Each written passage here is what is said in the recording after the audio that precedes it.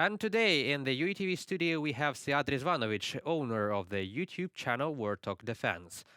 Greetings, Mr. Rizvanovic. Greetings, nice to be here. Thanks. It is a pleasure to have you at our studio. So the first question will be about probably Belarusian accumulation of troops on the border with Ukraine. Lukashenko tries to uh, promote power to translate it, but is there real danger to it? Well, Lukashenko is trying to do more, I think, by my opinion. He is trying to make some leverage on the Ukrainian offensive in the Kursk region.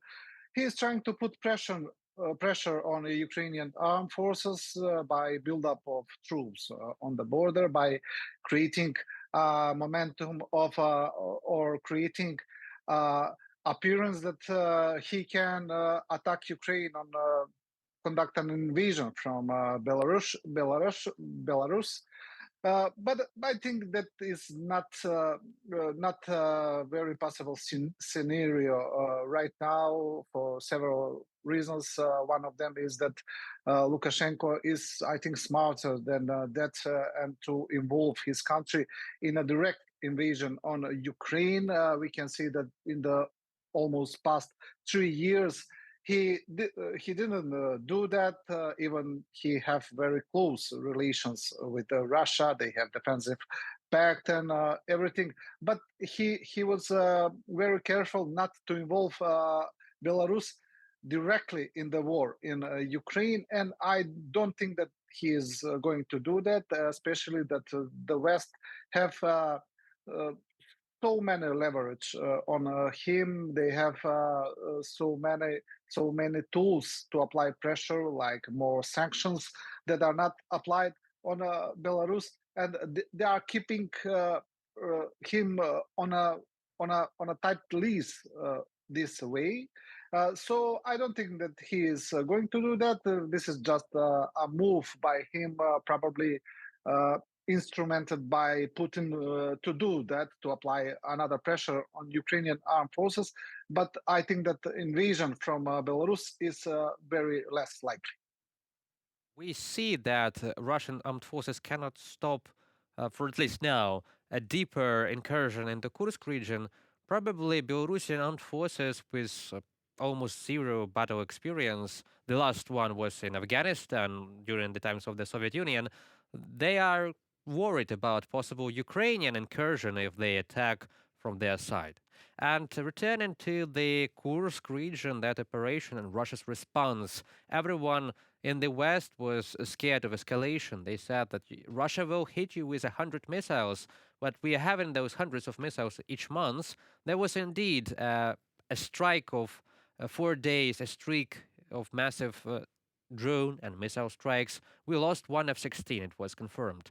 How do you see the events unfolding with F-16, Western help, and their relentless refusal to allow us to hit Russia with those weapons? Well, that story about escalation, it's not strange, but not a very relevant story, uh, relevant argument.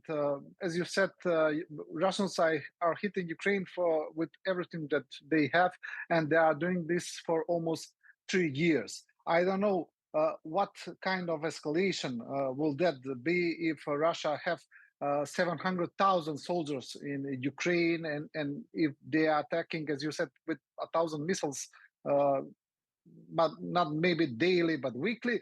And what kind of escalation? Are we talking about nuclear attack or what? Because this is the escalation, and I don't see any other escalation because Russia is doing everything that it can to destroy Ukraine, and I think that this move by the uh, General Sirsky in Kursk is a brilliant move. This is something that was done before. Is As a matter of fact, this is something that was done in by Russia recently in Kharkiv region, but they didn't succeed there. They are stopped there, and the Ukrainians done the very same thing. What is the point of this? Because Ukraine and Russia are stuck in some form of attrition warfare for the last year and a half, for instance, and we can see that neither side can make some significant breakthrough, some some effort to claim more territory.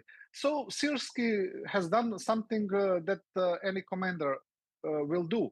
He has find a weak spot. He has find a soft belly of the Russian armed forces, and he strike there.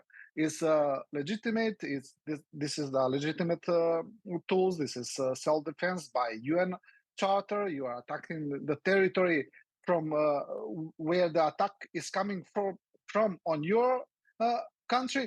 And with this move, Syrskyi has done big things. He has moved the attention of the Western media on Ukraine. Again, he has shown that Ukrainian armed forces can be innovative again in their tactics. Then even when many people thought that there is nothing else that they can do, he has shown them that he can do that. He has diverted Russian resources, Russian logistics, and we can say that one of the one of the reasons, and I think that Syrskyi has admitted that that was one of the reasons to divert more Russian troops from the eastern battlefield, from Donetsk, especially where the things are hard, like, for example, in Pokrovsk. Uh, uh, that didn't happen, as we can see, but nevertheless, this is a brilliant move, and this move is creating not just military problems for Russia, but huge politically problems for Putin, because now the third year in his failed invasion of Ukraine. Now we are not talking about will Kiev be captured in 3 days, or when Kharkiv will be captured, or Odessa. We are talking how to defend Russian territory, and this is very bad for the Russian military and for the Russian politics. Yes, indeed. We see that Russians are still present on Pokrovsk. Their forces were not diverted from their main direction of strike. And do you think that's part of agony? Because Russian oil refineries are burning. They keep burning every night right now because of Ukrainian long range drone strikes. We had allegedly some Ukrainian missiles striking into Russian oil depots and in temporarily occupied territories. Also, Kursk is on the defense. We have Russian territory like taken by Ukrainian forces, and also we have burning oil depots and oil infrastructure. Do you see that the pressing on Pokrovsk is the last territorial gain they are willing to make until recuperating, because that oil is very crucial for them? Well, yes, the strike on oil refineries in what is also one of the best Ukrainian tactics in the past year. We can see that this is creating a lot of pressure on Russia economically, politically, militarily. We can see that fuel shortages in Russia itself. This is problem not for the military, but for the civilian population. And of course, there is that huge PR PR impact of these strikes.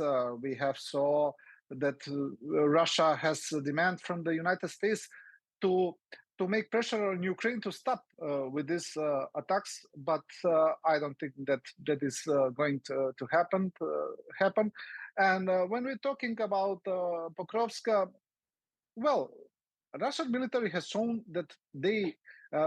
I will mention again the attack in Kharkiv, because the same thing that Ukrainians try to that the Russians try to do in Kharkiv, Ukrainians managed to do in Kursk, and this is connected to Pokrovsk in the way that Russian military has, of course, adapted from the start of the war, when they were very worse that they are now. But again, they are not showing some up improvement in this area in the way that they are conducting their warfare. This is still based on their vast reserves of armor and weapons left from the Soviet period, and with use of disposable manpower, with meat attacks, and this is all that they are doing. And although some are saying that the Russian reserves are limitless and that Russia can never lose, this is not the thing. We have saw this happened many times in history, not only in Afghanistan or in the first Chechen war, but many centuries back in history. And and this is also happening in Pokrovsk. They are using the reserves. They are throwing their soldiers in the battle. They have so many victims here, but they are continuing because Putin have to show some success here. He have to seize some territory, and they are going to continue that in probably in the Pokrovsk direction. But over time, we can see that, as you said, you are right. Their capabilities are shrinking. They are not increasing.